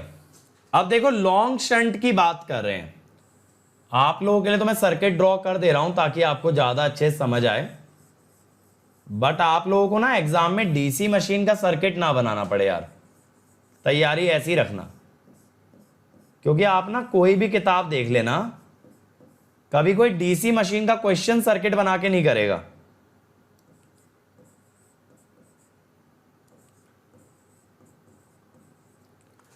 तो देखो ISH भी निकाल देते हैं भाई, कितना है फील्ड वाइंडिंग का रेजिस्टेंस, 100 ओम है ना।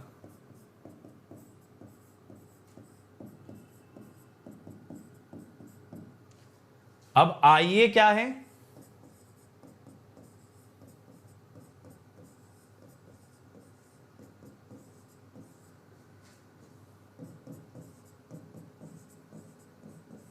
$22 एम्पियर।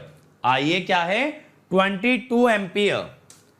अब इससे हम क्या करते हैं, EMF निकालते हैं। देखो VT plus IA, RA plus RSC plus VBD, 1 volt पर ब्रश है, तो आप टोटल लेके चलोगे 2 वोल्ट, 33 235।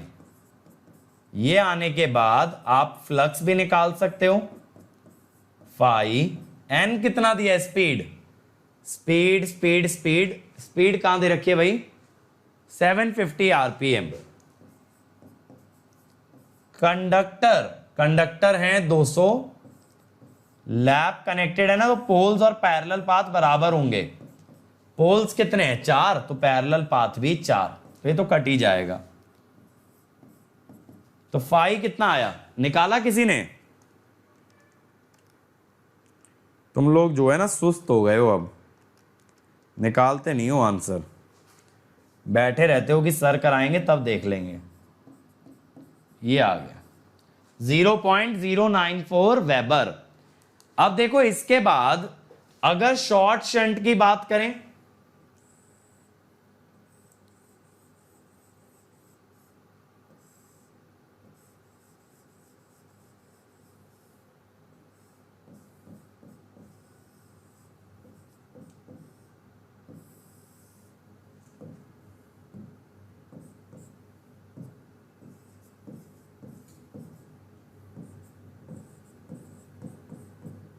ठीक है भाई, देखो ये समझ आ रहा है। अब अगर शॉर्ट शंट की बात करनी है तो आर्मेचर वोल्टेज कितना होगा,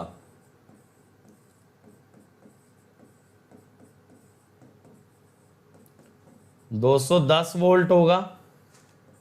आर्मेचर वोल्टेज आ जाने से आ जाएगा ISH,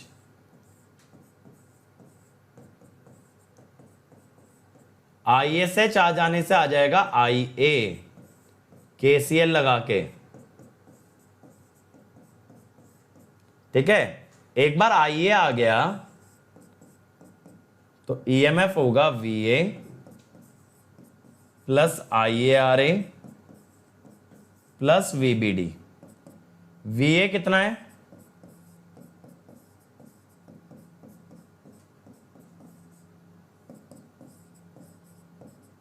ये आ गया भाई। लेकिन अभी पिक्चर बाकी है मेरे भाई, यहां फ्लक्स निकालना है, phi NZ/60। Into P by A, तो यहां से फाई आ जाएगा। अब देखो फाई कितना आएगा,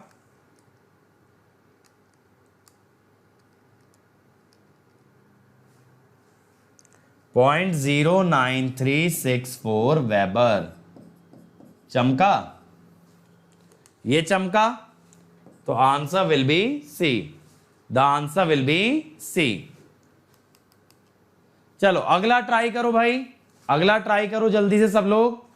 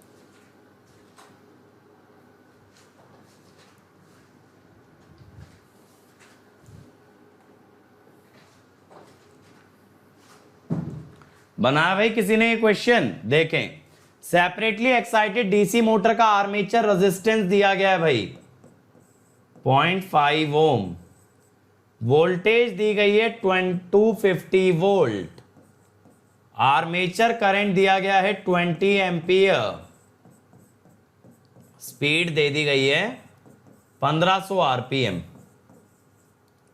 टॉर्क डेवलप पूछा है जबकि आर्मेचर करंट हो 10 एम्पियर। अगर आर्मेचर करंट 10 एम्पियर हो तो देखो पहले मैं क्या करता हूं ना, ईएमएफ निकाल लेता हूं। कैसे? 250 मोटर है ना, तो सब्ट्रैक्ट करके आएगा, तो ये हो गया 240 वोल्ट, ईएमएफ आ गया। अब ईएमएफ होता है km फाई ओमेगा। मैंने बताया था ना, अगर ओमेगा रेडियन पर सेकंड में लोगे स्पीड तो आपका मशीन कांस्टेंट बनता है।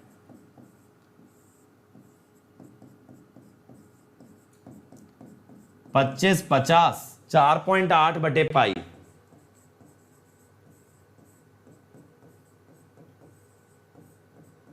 ठीक है, 4.8 बाय पाई। अब यहां से टॉर्क निकल जाएगा, इसीलिए उसने स्पेशली बोला भी है at the same field current. उसने जान करके बोला है क्योंकि सेम फील्ड करंट पे फ्लक्स सेम रहेगा मेरे भाई, इसीलिए ऐसा पूछा गया है। 48 by pi, 48 by pi,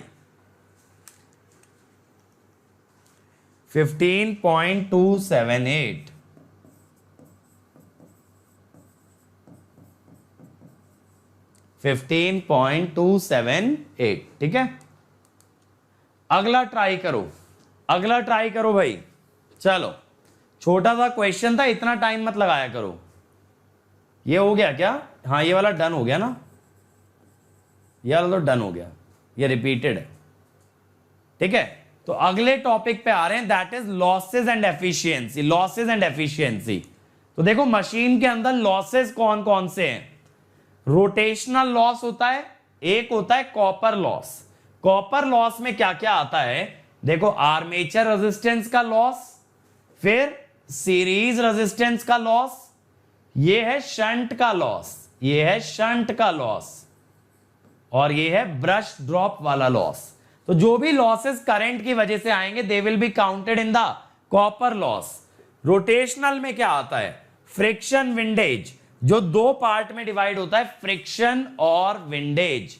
friction और विंडेज, जिसमें ब्रश भी आता है एन के प्रोपोर्शनल, बियरिंग भी आता है एन के प्रोपोर्शनल, लेकिन विंडेज में होता है ventilation proportional to n square. Proportional to n square.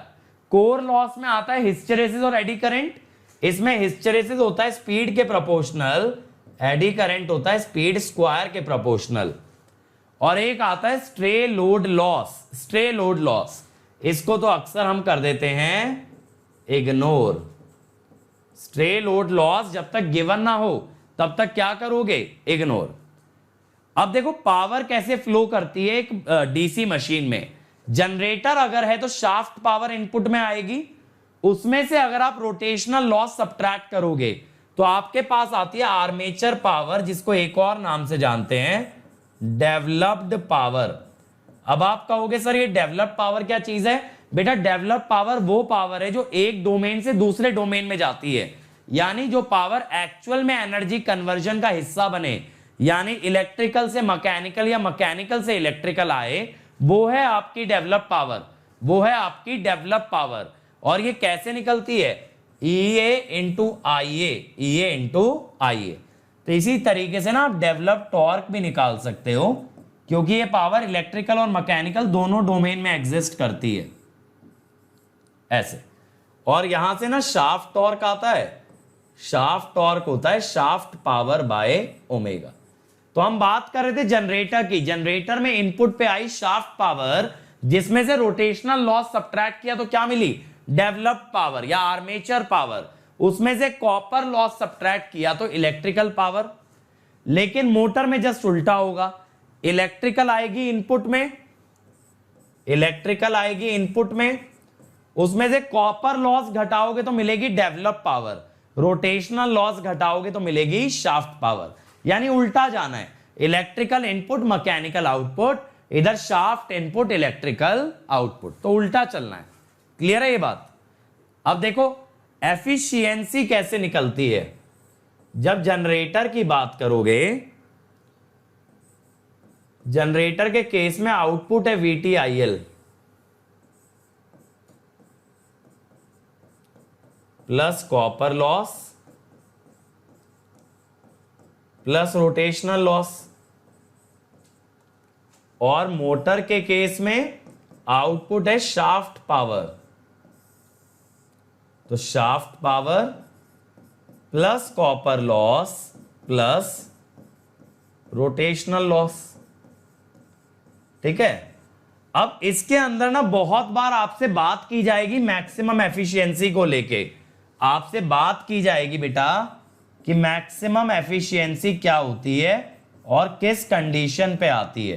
तो मैक्सिमम एफिशिएंसी तब आती है when variable loss is actually equal to constant loss.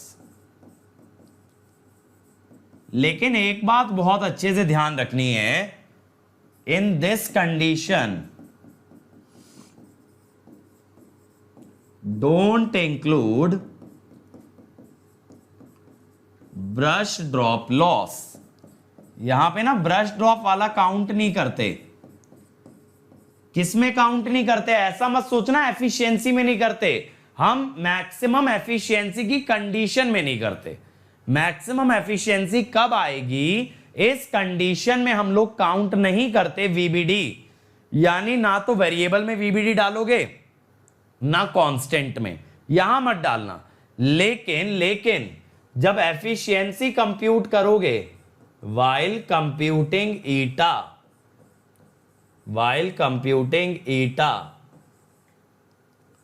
use VBD into IA। समझ आ रहा है?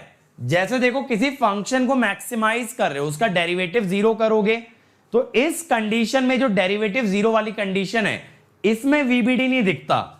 लेकिन फंक्शन की वैल्यू जब निकालोगे, यानी एफिशिएंसी जब निकालोगे, उसमें VBD वाला लॉस डालना पड़ेगा, एफिशिएंसी में डालना पड़ेगा। एफिशिएंसी को मैक्सिमाइज करने की जो कंडीशन है उसमें नहीं डालोगे। ठीक है। अब आप कहोगे सर कौन से लॉस कांस्टेंट लेने और कौन से वेरिएबल? तो देखो कांस्टेंट लॉस कौन कौन से हैं आपके? एक तो ये VFIF शंट वाला, एक रोटेशनल लॉस, ये कांस्टेंट है। और वेरिएबल कौन से होते हैं भाई? IA² RA और IA² RSC, ये वेरिएबल में जाते हैं। ठीक है, इस हिसाब से निकालना। महेंद्र, इसके लिए आपको मेरे कॉम्प्रिहेंसिव वीडियो देखना पड़ेगा, जब मैं इस एफिशिएंसी का डेरिवेटिव लेके जीरो करता हूं तो VBD वाली टर्म कट जाती है। इसके लिए बेटा आपको मेरा कॉम्प्रिहेंसिव लेक्चर एक बार देखना पड़ेगा, तब ये समझ पाओगे कि ऐसा क्यों किया है। ठीक है, चलो अगला ट्राई करते हैं। अगला क्वेश्चन देखो क्या बोला है। आ 220 volt 1.5 kilowatt 859 RPM separately excited DC motor has armature resistance 2.5 ohm and draws a current of 8 ampere at rated load. If field and armature are fixed at the rated speed and rated load, what will be the no load speed assuming losses to remain constant between no load and full load? ठीक है, चलो जल्दी निकालो, जल्दी निकालो मेरे भाई। इसने बोला है नो लोड से फुल लोड में लॉस कांस्टेंट रहेगा। कौन सा loss? Rotational loss. Copper loss को कांस्टेंट मत मान लेना, कॉपर लॉस कभी कांस्टेंट नहीं होता। अब तो बढ़िया हिंट दे दिया, अब तो पेल दो इसे। नो लोड स्पीड निकलवाइए, कुछ भी नहीं है इस क्वेश्चन में, कुछ भी नहीं है, लिटरली बहुत इजी सवाल है, तुरंत बना दोगे, थोड़ा सा दिमाग लगाओगे तुरंत बन जाएगा। कम ऑन एवरीबॉडी। देखो रेटेड लोड पे करंट दे रखा है, रेटेड लोड पे करंट दे रखा है, नो लोड पे नहीं दिया गया है आपको, तो अब नो लोड का करंट आपको खुद निकालना पड़ेगा। अच्छा देखो एक कंडीशन और बता देता हूं, एक इंपॉर्टेंट कंडीशन है काफी। इन अ मोटर क्या होता है, ये जो डेवलप पावर जो इधर जा रही है, इधर ये शाफ्ट प्लस रोटेशनल है ना। तो एट नो लोड, जब लोड ही नहीं लगा तो शाफ्ट पावर तो जीरो है।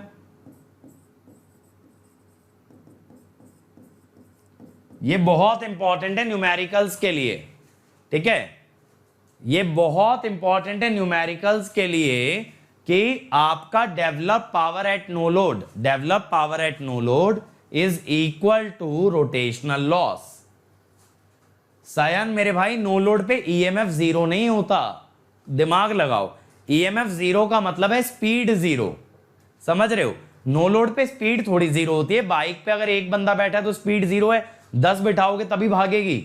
बेवकूफ, अगर दिमाग लगाओ तो कम वजन जब होगा मोटर पे तो मोटर ज्यादा तेज चलेगी कि चलेगी नहीं। ठीक है, दिमाग लगाया करो यार थोड़ा सा।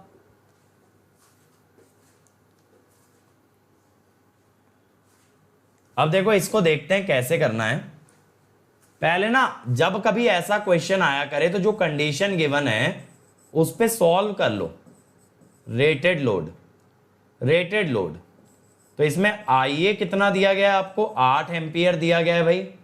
आर्मेचर रेजिस्टेंस कितना दिया गया है, 2.5 ओम दिया गया है। तो मैं EMF क्यों ना निकाल लूं।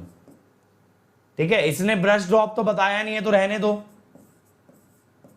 और देखो किसी भी मशीन की रेटिंग का तब तक यूज नहीं करोगे जब तक फुल लोड या रेटेड कंडीशन ना बोला जाए। मशीन की रेटिंग का यूज नहीं करोगे। ठीक है, 200 वोल्ट आ गया। अब मैं कहता हूं डेवलप्ड पावर कितनी होगी यहां,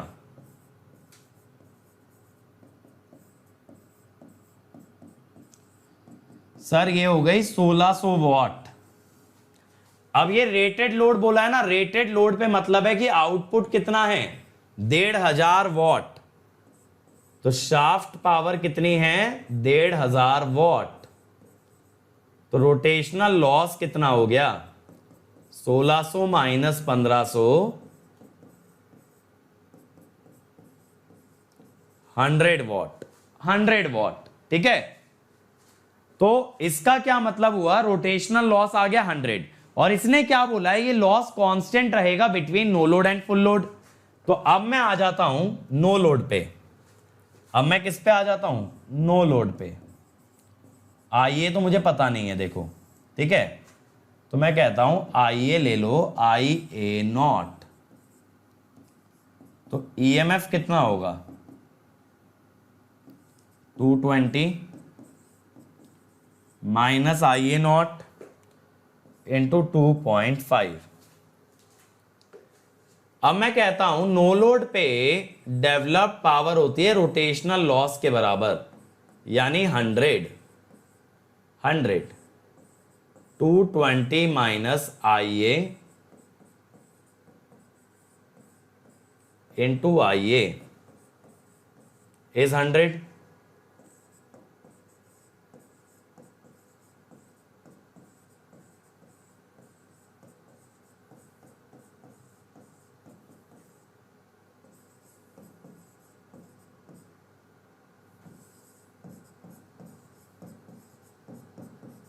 देखो अब यहां से निकल जाएगा ना, यहां से आईए निकल जाएगा नो लोड वाला। देखो आईए निकाल लो नो लोड वाला, तो ये क्वाड्रेटिक से निकलेगा।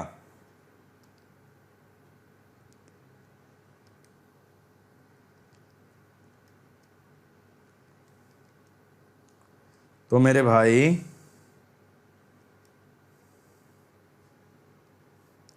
एक आ रहा है 83.52 0.4789, तो छोटा ही होगा नो लोड पे तो करंट। भाई जब लोड ही नहीं लगाया और मोटर फिर भी सप्लाई से हाई करंट खींचे, ऐसा तो नहीं हो सकता ना कि तुम घर में लोड चला नहीं रहे, बिजली का बिल बढ़िया आ रहा है एकदम, है ना, ऐसा तो नहीं होगा।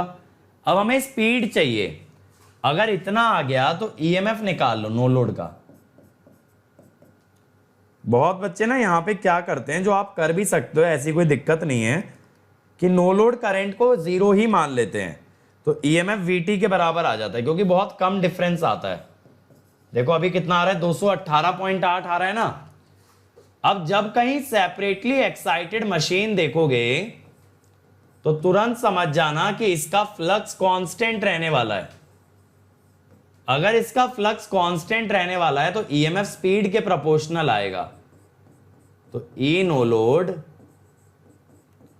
Bye E full load. देखो मेरे भाई, जब जब मैं क्वेश्चन देखता हूं ना डीसी मशीन का और स्पीड की बात की जाती है, तो मैं तुरंत समझ जाता हूं स्पीड तो भैया कंपैरिजन से ही आनी है, स्पीड तो कंपैरिजन से ही आनी है।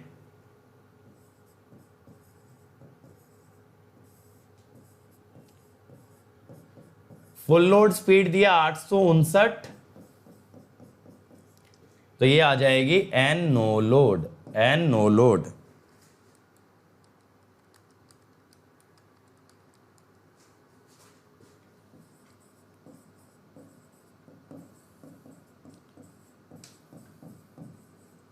$939.746 RPM.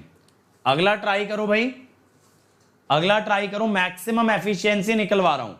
A 230 volt separately excited DC generator has the following data. RA दे रखा है, आरएफ दे रखा है, कोर प्लस मैकेनिकल लॉस, ये जो है ना कोर प्लस मैकेनिकल लॉस है। 960 brush drop 2 volt, field winding voltage 230, generator supplies a load at a terminal voltage.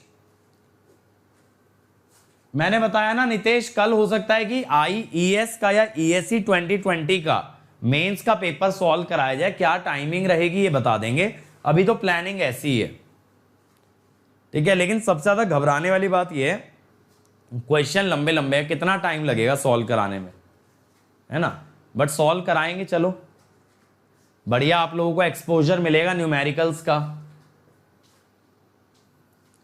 चलो भाई जल्दी बता दो, ये वाला आरए दे रखा है, आरएफ दे रखा है, कोर प्लस मैकेनिकल लॉस है, ब्रश ड्रॉप है।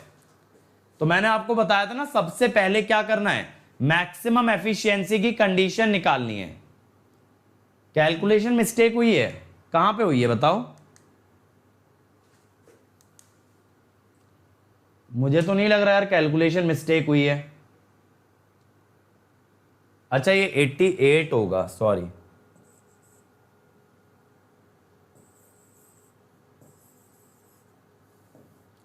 हाँ ये वाला 88 होगा, मैंने उसको 84 कर दिया।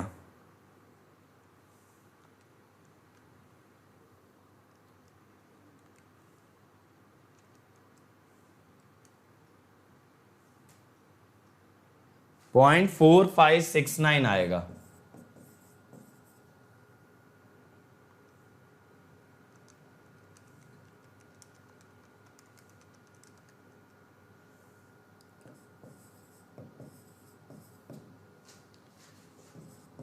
यहां पे 218.85 कर भी दोगे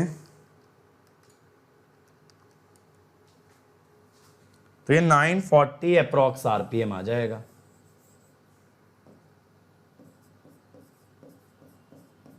ठीक है, चलो अब देखें।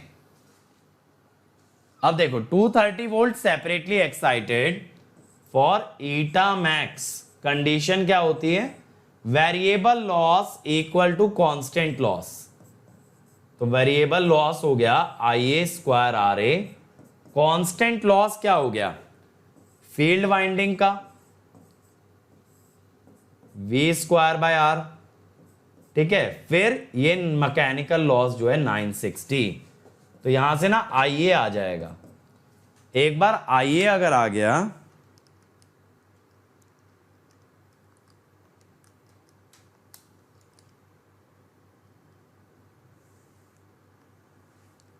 $189.796, ये आ गया मेरे पास IA। अब मैं क्या करता हूं, मैं एफिशिएंसी की बात कर लेता हूं। एफिशिएंसी की आउटपुट पावर होगी 230 इंटू IA।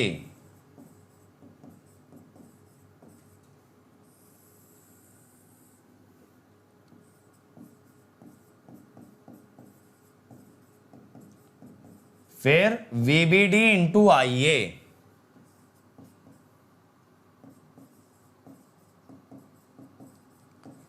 अब देखो, या तो आप copper loss plus mechanical loss अलग अलग लिखो, लेकिन जब दोनों बराबर हैं तो सीधा डबल ही ना लिख दो। जब दोनों लॉस बराबर हैं तो सीधा डबल लिख दो। ठीक है, देख लेते हैं कितना आता है।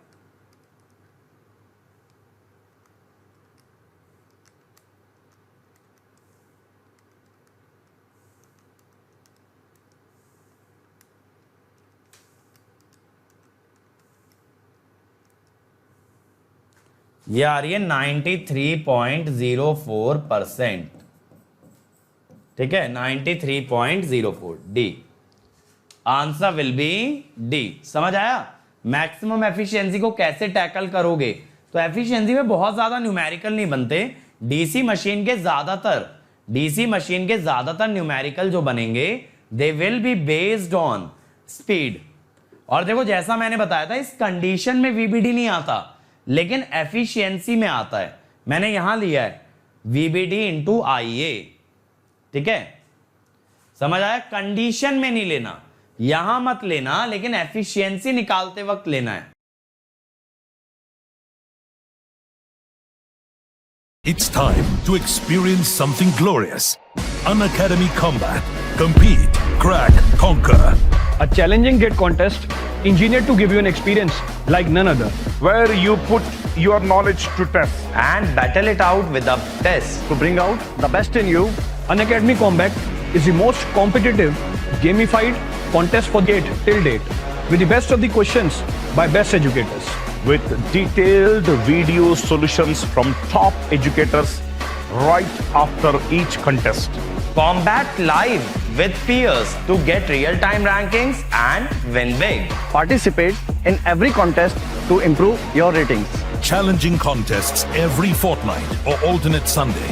Live ranking after every question. Big rewards for top rankers. Your passion to crack gate deserves this. Your hard work towards your dream deserves this. Fuel your inner fire for the ultimate gate challenge. Unacademy Combat. Register now.